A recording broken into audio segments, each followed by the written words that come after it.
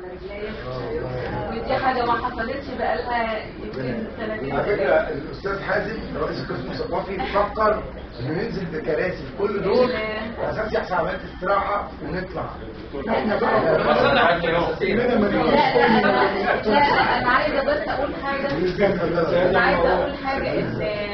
ان انا يعني ما عملتش الحاجه دي وما قدرتش اطلع يعني بس لاني حابه ان انا احضر الاستاذ احمد، وهو اخ عزيز جدا وزوج اختي عزيزه جدا مدام رباب البدراوي. هي اللي خلتني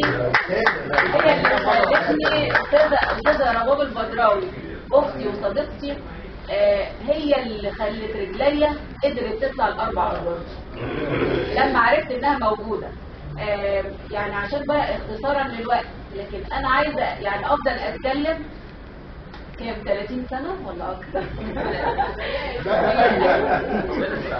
يعني اختي رباب البدراوي علمتني الحياه، علمتني كل حاجه جميله، وليها نصيب الاسد في كل حاجه انا حققتها.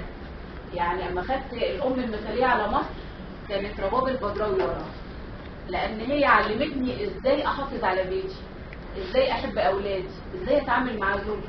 فكان النتيجه النهائيه ان انا حصلت على الام المثاليه، وكانت هي المثل الاعلى ليا اللي انا اقتديت بيه ووصلت لكده. لما اخدت جائزه الدوله كانت هي والاستاذ احمد سويلم ورا جائزه الدوله، لان الاستاذ احمد سويلم ما كانش بيعدي حرف في الشعر اللي يسمعه، يقول لي لا دي كذا بحب ومن غير مجاملات.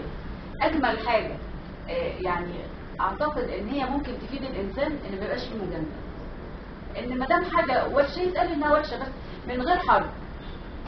دي وحشه ودي كويسه عشان يقدر يعمل حاجه جديده. انا بشكر الاستاذ احمد انه جاب اختي رباب، ويعني كلنا بنشكره والله العظيم. اختي رباب. وعلى فكره استاذ بعد اذنك فرع اتحاد كتاب مصر في الاسكندريه سيقيم لقاء متميز منفرد للاستاذه الاعلاميه الكبيره في شهر نوفمبر القادم بما يليق بها ان شاء الله.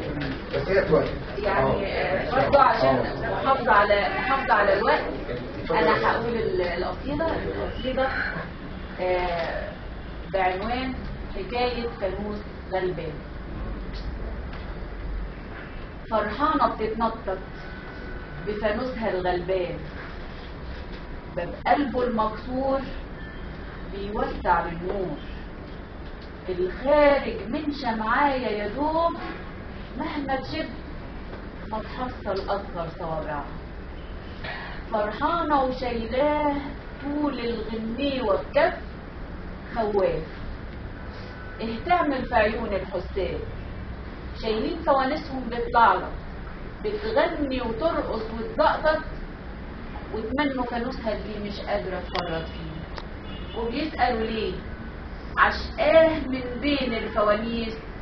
طلقت له بخور نقت له من الدعوات كل اللي يطمنها على حاله الجاي.